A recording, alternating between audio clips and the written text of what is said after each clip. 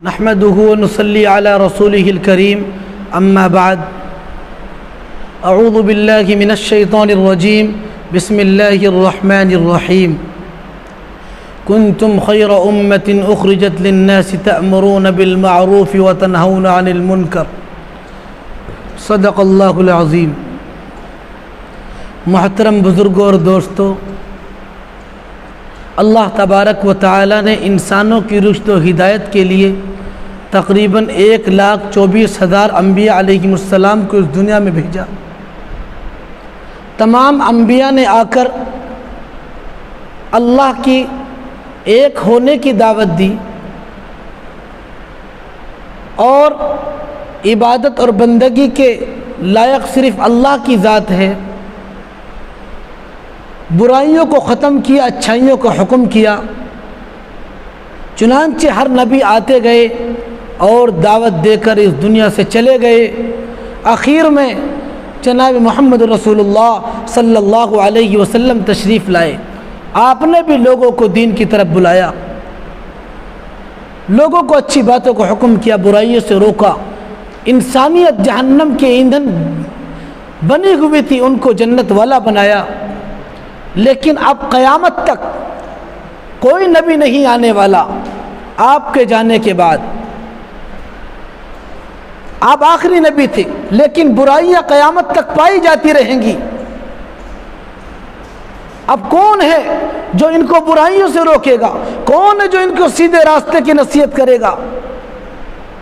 اللہ نے اس کی ذمہ داری اس امت کے کاندھوں پر ڈالی ہے کہ نبی پاک علیہ الصلاۃ والسلام نے اس دنیا میں آنا نہیں۔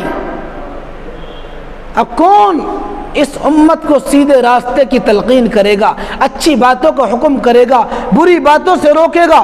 اللہ نے اس امت کے کاندھوں پر یہ ذمہ داری ڈالی ہے۔ فرمایا کنتم خیر امۃ اخرجت للناس تأمرون بالمعروف وتنہون عن المنکر، کہ تم بہترین امت ہو، تم لوگوں کو اچھی باتوں کو حکم کرتے ہو، بری باتوں سے روکتے ہو۔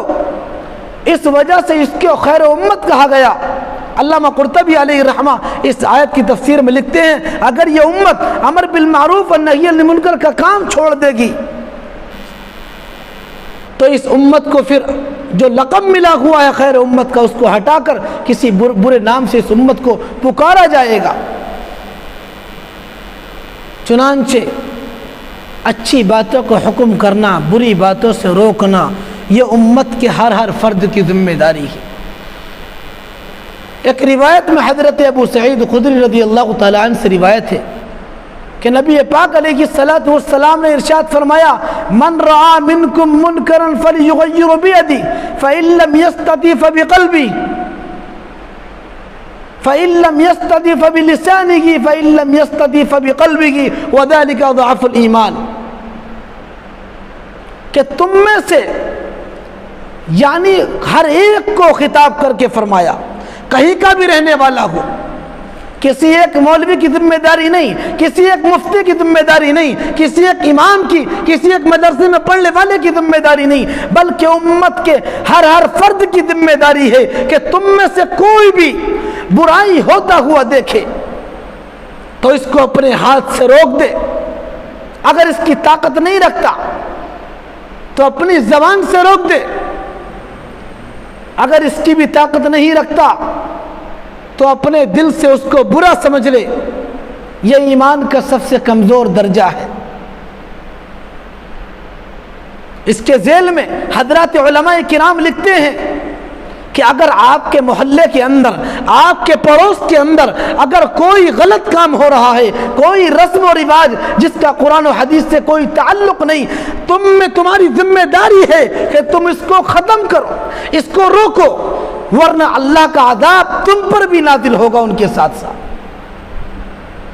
آج اس حدیث کے متعلق اگر ہم غور کریں، اپنے گربان میں منہ ڈال کر دیکھیں، غفلت و لاپرواہی میں گزر رہی ہے ہر ایک کی زندگی۔ مولانا صاحب ہوں یا قاری صاحب ہوں یا حاجی جی ہوں یا نمازی ہوں، ہر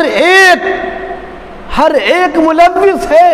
قسم خدائے پاک کی، ذرا ایمانداری سے آپ ذرا غور کریں، سوچیں، ایک جگہ محلے میں ڈی جے بج رہا ہو، ہمارا نوجوان، ہمارا حاجی نمازی نہ تو ہاتھ سے روکے گا، نہ زبان سے منع کرے گا کہ بھئی یہ کام غلط ہے، یہ کام برا ہے، کچھ نہیں کرے گا، نہ دل سے برا سمجھے گا، بلکہ جائے گا اور ان میں شریک ہو جائے گا۔ جو دل سے برا سمجھنے کا ایمان کا کمزور درجہ تھا وہ بھی نہیں رہا۔ امام غزالی فرماتے ہیں کہ یہاں پر ایمان کی شرط ختم ہو جاتی ہے، جو انسان جا کر شریک ہو گیا اس کا ایمان نہیں بچتا، ایمان کی شرط ختم ہے۔ آج کل ہم معاشرے کا ذرا جائزہ لیں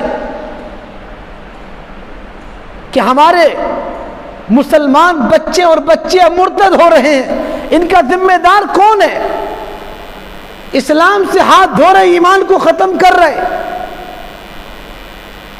ذہن میں ایک بات آتی ہے، حضرات علماء کرام نے لکھا ہے کہ اگر کوئی علماء کی شان میں گستاخی کرتا ہے، علماء کو ذلیل کرتا ہے، گری ہوئی نگاہ سے دیکھتا ہے، جبکہ ان علماء کی قدر کرنی چاہیے۔ ہم اور آپ ان کی ذات کی قدر نہیں کر رہے، بلکہ ایک عام انسان ہے اس کی قدر نہیں کرتے، اور وہی اگر عالم بن جاتا ہے تو اس کی قدر ہونے لگتی ہے۔ در حقیقت ہم کسی عالم کی، کسی قاری کی، کسی حافظ کی اگر ہم عزت کر رہے ہیں، احترام کر رہے ہیں، تو گویا کہ ہم اس کے سینے میں جو اللہ کا قرآن ہے، اس کے سینے میں جو نبی کی حدیث ہے، ہم اس کا احترام کر رہے ہیں۔ آج ہم علماء کو ذلیل کرتے ہیں، توہین کرتے ہیں، گری ہوئی نگاہ سے دیکھتے ہیں۔ ہمارا مالدار طبقہ جو اپنے آپ کو پروفیشنل، انٹرنیشنل اور اپنے آپ کو بہت بڑا آدمی سمجھتا ہے، وہ یہ سمجھتا ہے کہ یہ مولوی، یہ ملا، یہ ایسے ہی ہے۔ نہیں، انہی کی نافرمانی کی بدولت ہے آج جو تمہاری اولادیں مرتد ہو رہی ہیں، جو اسلام سے دور بھاگ رہی ہیں۔ در حقیقت اگر کوئی انسان کسی عالم کی توہین کرتا ہے، کسی حافظ کی توہین کرتا ہے، تو قسم خدا پاک کی وہ قرآن کریم کی توہین کر رہا ہے، وہ نبی کی حدیث کی توہین کر رہا ہے۔ ہمیں بچنا چاہیے، خوف کرنا چاہیے، اپنے ایمان کی خیر منانی چاہیے۔ اگر علماء کی توہین کے نتیجے میں، علماء کو برا بھلا کہنے کے نتیجے میں اگر ہم مرتد نہیں ہو رہے، ہماری اولادیں مرتد ہو رہی ہیں، ہماری مسلمان بچیاں غیر مسلموں کے ساتھ بھاگ کر شادیاں کر رہی ہیں، ہم سب نے اپنی آنکھوں پر تعصب کا عینک لگایا ہوا ہے، ہم اندھے بنے جا رہے ہیں، ہمیں دیکھتا نہیں، ہمیں شرم نہیں آتی۔ اپنی بیٹیوں کو دین نہ سکھا کر، اسلام نہ سکھا کر کالجوں کے اندر بھیجتے ہیں، پھر کیا ہوتا ہے نتیجہ؟ روزانہ خبریں پڑھتے ہیں۔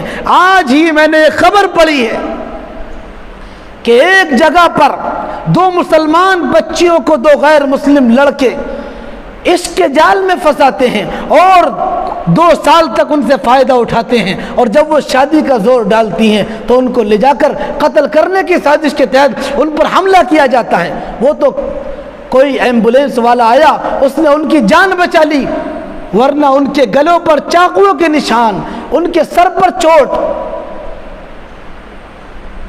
یہ غدار قوم جو ہے، جو اسلام کے دشمن ہیں، یہ مسلمان بیٹیوں کو اٹھا کر ان کو عشق کے جال میں پھنساتے ہیں اور پھر ان کا جسم کا استحصال کرتے ہیں، ان کی عزتوں کو تار تار کرتے ہیں۔ اس کے بعد انہیں لے جا کر بڑے بڑے ہوٹلوں میں فروخت کر دیا جاتا ہے، بیچ دیا جاتا ہے، جو ان کی زندگی جیتے جی جہنم بن جاتی ہے۔ اس دنیا کے اندر بھی وہ جہنم جیسی سزا کاٹ رہی ہیں اور آخرت میں بھی تو اللہ خیر منائے۔ ہم دیکھ نہیں رہے، سمجھ نہیں رہے، ہماری بہن بیٹیاں نہیں سمجھ رہی۔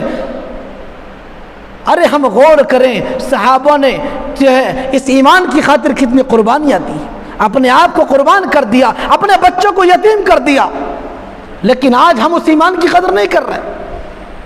ہمارے پاس وقت ہے کہ ہم اللہ کے سامنے توبہ کریں، گڑ گڑائیں اور اپنی اولاد کی خیر منائیں، ان کو سمجھائیں، ان کو دین سکھائیں، انہیں اسلام سکھائیں، ورنہ پھر جب وہ غیر مسلم کے ساتھ جائے گی، آئے دن یہ کیس ہو رہے ہیں، تو پھر خون کے آنسو روئیں گے، اس دنیا میں ذلیل ہوں گے اور آخرت میں ذلیل ہوں گے۔ میرے بھائیوں سنبھل جاؤ، میری بہنوں سنبھل جاؤ، اپنے ایمان کی حفاظت کرو، اپنی عزت کی حفاظت کرو، ورنہ کل قیامت کے دن رب ذوالجلال کے سامنے ہر ایک کو جواب دینا ہے، ہر ایک کو جواب دینا ہے۔ اللہ تعالی ہم سب کی حفاظت فرمائے۔ وآخر دعوانا الحمدللہ رب العالمین۔